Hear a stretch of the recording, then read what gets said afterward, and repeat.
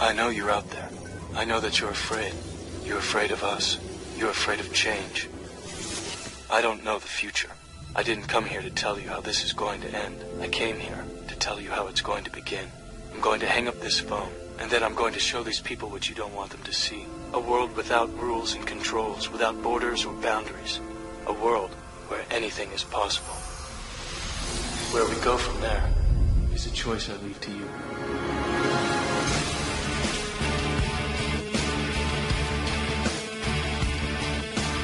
The KrisAnne Hall Show. Any varmint that crosses that lady's path has met its match.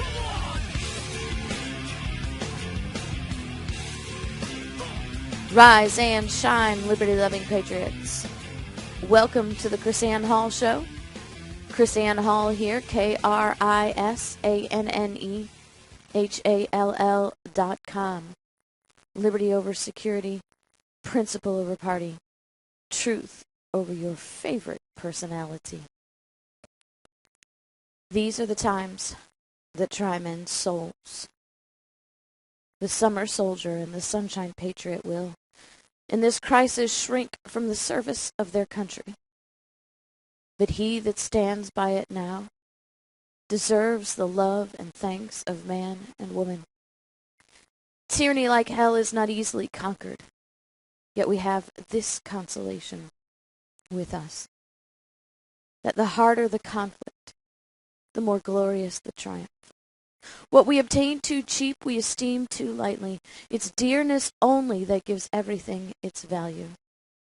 Heaven knows how to put a proper price upon its goods, and it would be strange indeed if so celestial an article as freedom should not be highly rated.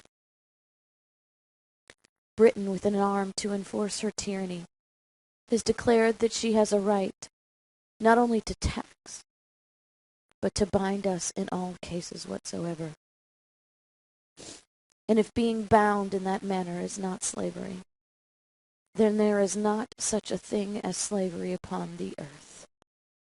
Even the expression is impious, for so unlimited a power can only belong to God. The wisdom of our framers rings through my ears today in review of the events of the past few days. I've discovered that I sort of think now in that historical perspective, knowing that what Patrick Henry said, I have but one lamp by which my feet are guided, and that's the lamp of experience. I know no way to judge the future but by the past. Knowing, as Alexander Hamilton said, experience is the oracle of truth, and where its responses are unequivocal, they ought to be held to be sacred and conclusive. Knowing what Solomon said, that there is nothing new under the sun. I know history well enough now that I see history repeating in front of my eyes like a terrible movie that I cannot stop. It almost is if I'm psychic, but I'm not. I have no power of premonition. I just have a lamp that lights my path, and a shared wisdom given to me by the men and women who lived that path. And so when I see things happening, these things run through my head. The words of our framers and the history that they lived. And I think in historical context, where are we today? What is happening? What is going on? How is this fitting in the historical perspective? And their words ring in my ears. Patrick Henry's speech. Thomas Paine's crisis. John Adams' letters. Alexander Hamilton's warnings. And the solutions of Madison and Jefferson. We've been taught for so long to simply set them aside. We've been brainwashed into believing, as my dear Representative Don Gates classified, that they are just nothing but a bunch of dead guys who wrote irrelevant documents. And that's exactly what a tyrant would want you to believe. That there's nothing to see here, moving right along. Pay no attention to the wisdom of the past. Pay no attention to the fact that history always repeats. There's nothing to see here, nothing to learn here. Keep moving forward in the dark, stumbling and falling over your own feet. While we, the writers of history, learn and repeat. I want to share with you today the things that are going through my head. I want to share with you the wisdom of our framers and founders of this American constitutional republic, so that perhaps we can all gain some wisdom from this as a shared collective knowledge. We can get some courage and even more so some direction. So as I watched the video of LaVoy Finnegan's murder, and yes, I do believe within my whole heart and soul, after watching that video over and over again, that LaVoy Finnegan was murdered. I don't believe that the video is conclusive. But as a prosecutor, former prosecutor, I know how to connect the dots and take the testimonies and fill in the blanks. The video is too far away to see anything conclusive. And I want to talk to you later about what I believe really happened that day.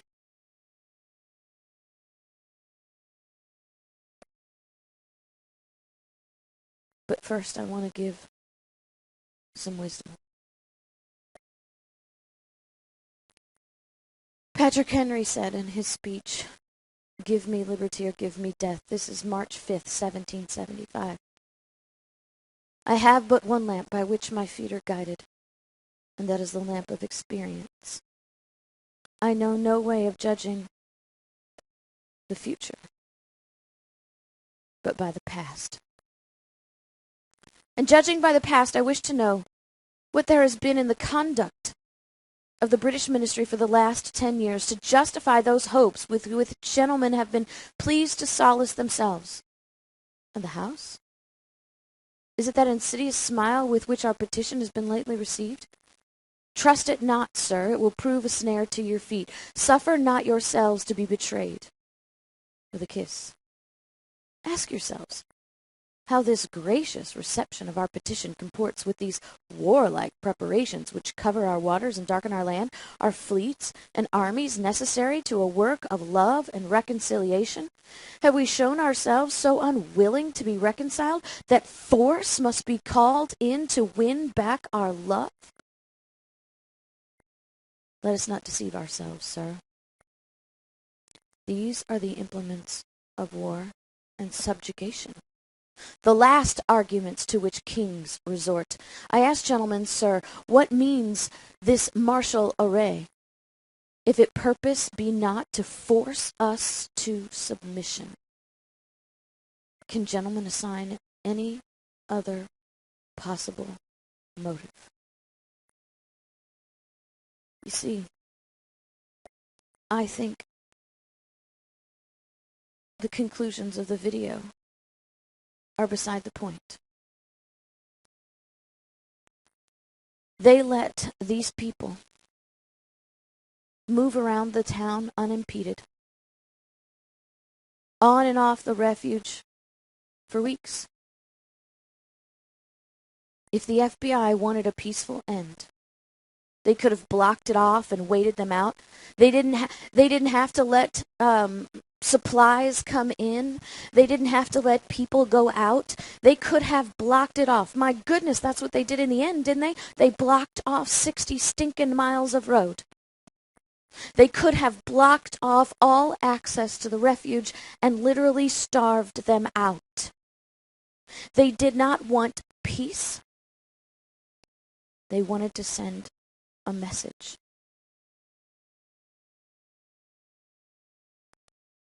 And I ask, what is it that makes you think that our government was looking for peaceful resolution at all? You saw the videos on YouTube of the people from the refuge going to the FBI, actually walking up to them, wanting peaceful resolution, opening a dialogue. So where was the peaceful resolution? And how was their petition received? And how was their reaching out for peaceful dialogue? How does that match up with the warlike preparations that we saw from the government? Did they show themselves so unwilling to be reconciled that the federal government thought force must be called in to win back their love? Were these the mechanisms of love, or were these the implementations of war and subjugation? They were not looking for peace. They were looking for an example to force the people into submission.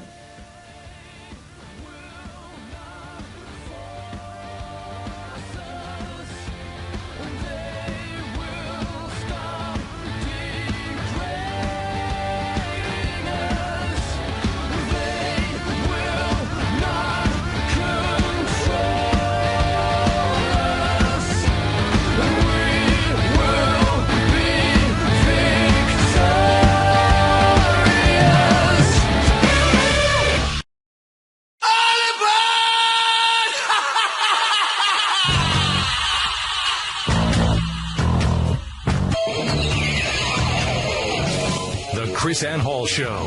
She's Liberty's lobbyist. Now, these are the questions that we need to be asking ourselves after watching that video and the events over the last few weeks. Ask ourselves, have we shown ourselves so unwilling to be reconciled that force must be called in to win back our love?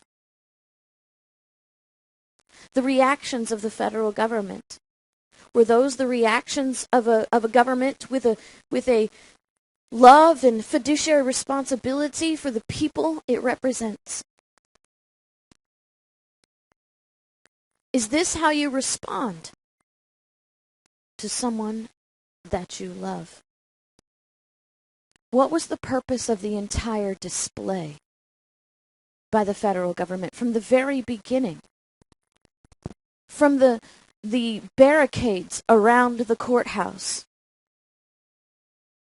to the FBI marching around the town like they were engaging in a terrorist thwart. Ask yourselves, is this display necessary to a work of love and reconciliation? Are these what is necessary to reconcile people? Or is this how a government through the ages proves to the people it will not be defied. See, I believe we now have a federal government that cannot tolerate defiance to their dictates. And they're trying to prove to us that they will do whatever it takes to maintain their unconstitutional power.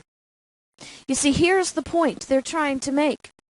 We don't care whether you think we have authority to be on that land or not. We don't care.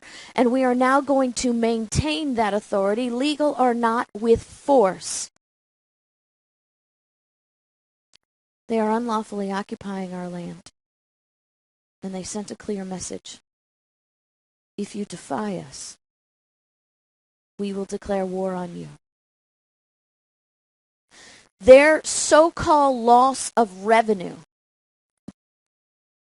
is more important than human life. That's what they're telling you. I mean, we should have learned that from Nevada. We have Bureau of Land Management fee collectors looking like they're marching down the streets of Baghdad, slaughtering cattle. Oh, really? I thought we had a crisis, and a hunger crisis in America. I thought we were animal rights activists in America. No, we're not either. We are government force lovers of America. We are government power lovers in America. And you see, there was no need for that.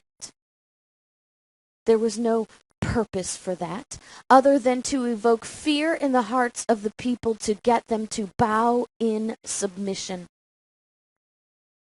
Their so-called loss of revenue is more important than any life. And the pretense of them losing money, I hardly can say this out loud. The pretense of them losing money over a building in the middle of nowhere that serves no purpose whatsoever is enough to start a gun battle. What was lost? What was at risk? Let's look at this. What exactly was lost by the federal government? What was at risk that they had to ambush these people and set about to execute them? I don't know how anybody can look at that video and see any other thing. You can argue about whether LaVoy was reaching for a gun or not. But the bottom line is this. They had all sides of that road loaded up with people who were armed, hidden in trees. And once LaVoy was down,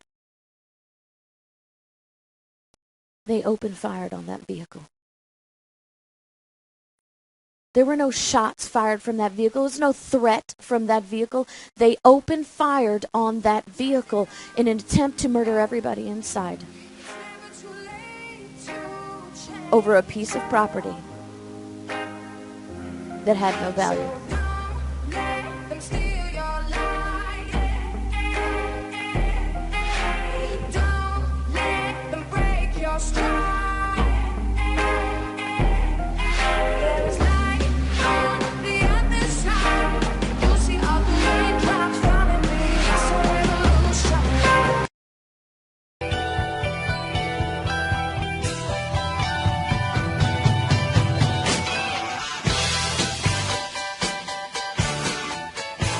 The KrisAnne Hall Show. She's Liberty's lobbyist.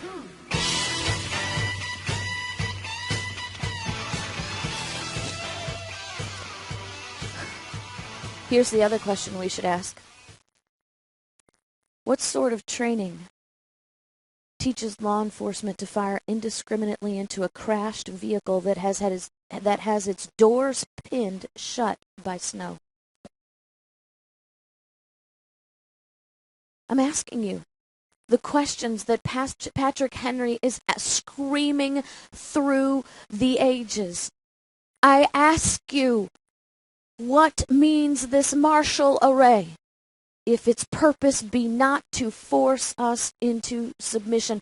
Can gentlemen assign any other possible motive for us? They did not release that video to clear their names. That video clears nothing. That video creates more questions than it does clear anything. That video was a martial array. That video was a message to the people. We will protect what is unlawfully ours at all costs, and we have no respect for life, liberty, or property. Now, what sort of training teaches law enforcement to fire indiscriminately into a crashed vehicle that has its doors pinned shut by the snow? Did they think the truck was going to grow teeth and eat them? So they had to put it down? You see, can you assign any other meaning? Patrick Henry says, no, sir. There is none. Their displays are meant for us. They can be meant for no other. They are sent over to bind and rivet upon us those chains which they have been forging for so long. You know, these things, again, have their advantages, and we have the opportunity to learn from them. Thomas Paine wrote a series of documents called The American Crisis. And on December 23rd, 1776, his first installation of The American Crisis, he says this. He says that crises actually have a benefit. And I want to read to you these exact words, and I want you to think about these things. Think about this lamp that is being shown in front of us. We don't have to wonder what to do.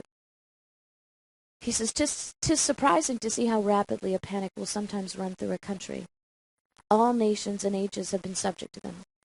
Britain has trembled like an ague at the report of a French fleet of flat-bottomed boats, and in the 14th or 15th century, the whole English army, after ravaging the kingdom of France, was driven back like men petrified with fear, and this brave exploit was performed by a few broken forces collected and headed by a woman, Joan of Arc. Would that heaven might inspire some Jersey maid to spirit up her countrymen and save her fair fellow sufferers from the ravage and ravishment. Yet panics, in some cases, have their uses. They produce as much good as hurt. Their duration is always short. The mind soon grows through them and acquires a firmer habit than before. But their peculiar advantage is this, that they are the touchstones of sincerity and hypocrisy, and bring things and men to light which might otherwise have lain forever undiscovered. In fact, they have the same effect on secret traitors, which an imaginary apparition would have upon a private murderer. They sift out the hidden thoughts of man and hold them up in public to the world. Many a disguised Tory has lately shown his head, and that shall penitentially solemnize with curses the day on which Howe arrived upon the Delaware. You see, this is a learning experience for us. Patrick Henry's words and Thomas Paine's wisdom to look at these things in light, to identify the secret traitors, to identify those with sincerity and those full of hypocrisy. Are these the actions of a government that wants life, liberty, and the pursuit of happiness? Or are these the actions of a hypocrite who speaks peace and responds with force. So the question then is this: what do we do now? Where do we go from here? Because I think there are things that we need to learn from this. I have watched this video, and I will tell you, in my humble opinion, I believe, and we know for fact, that LaVoy Finnegan was shot more than once. And we will never know where exactly until the body is returned to the family. And I wonder, in what condition will he be returned? You see, I believe LaVoy was not reaching for a gun when they say he was reaching for a gun.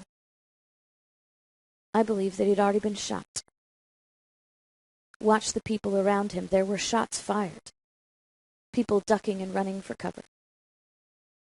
Now, this is just my opinion, and you can watch and make your own opinions. But I want you to hear my heart and know where I'm coming from today.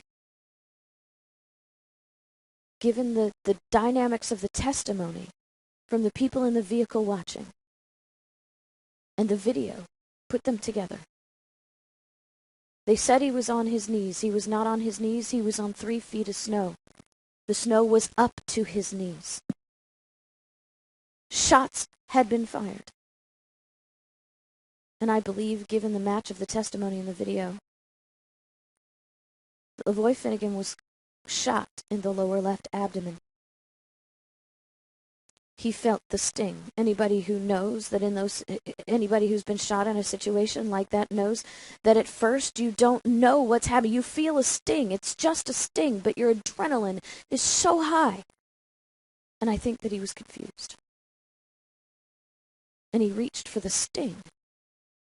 Which is why the first time he reached, he did not pull out a gun. A man like that knows how to draw his weapon. He did not reach in there to draw his weapon. If he had reached in there to draw his weapon, he'd have come out with it. He reached in at the sting and didn't know, but looked up and saw the trooper pointing a gun at him, threw his hands back up in the air. I'm not doing anything. My hands, you see my hands, you see my hands.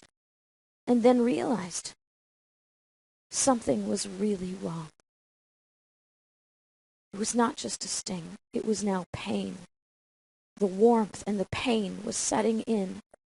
And he reached back at the pain, realizing now that he'd been shot, realizing the danger. He knows this man is pointing a gun at him. You watch him turn his back. He is fleeing in panic. He has been shot.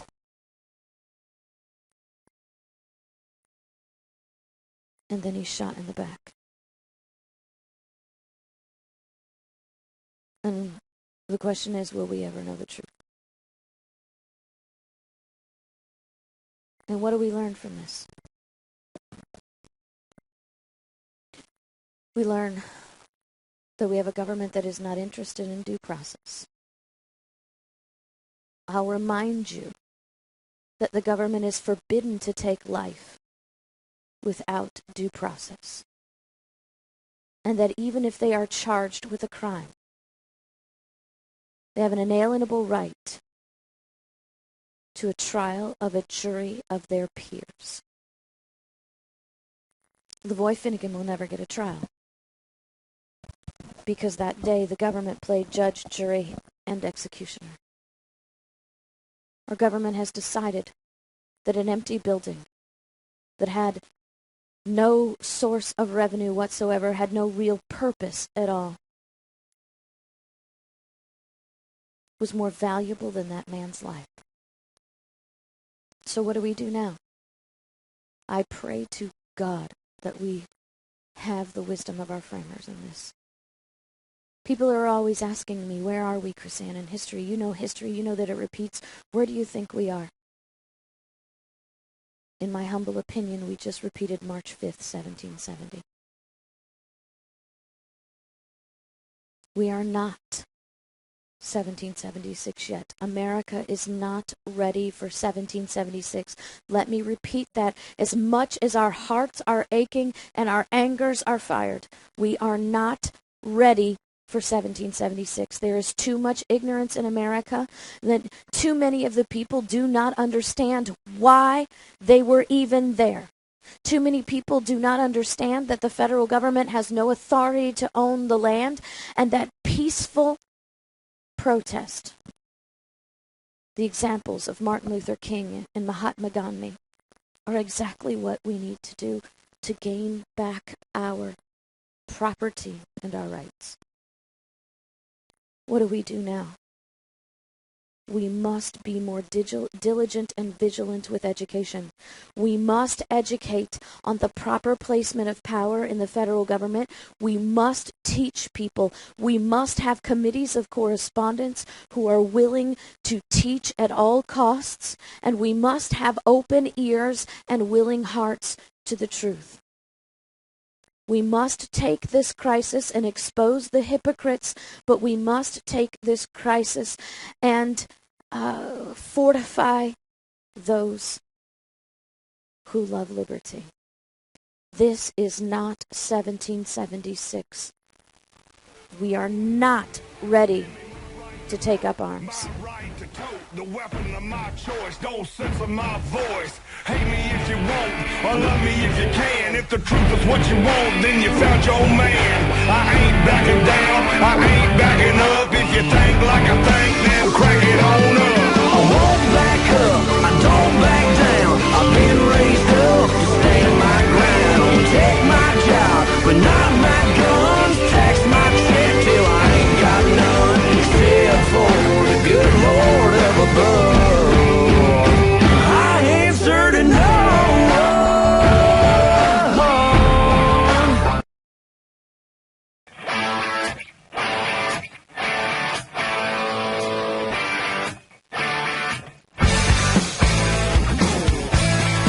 The KrisAnne Hall Show. She's Liberty's lobbyist.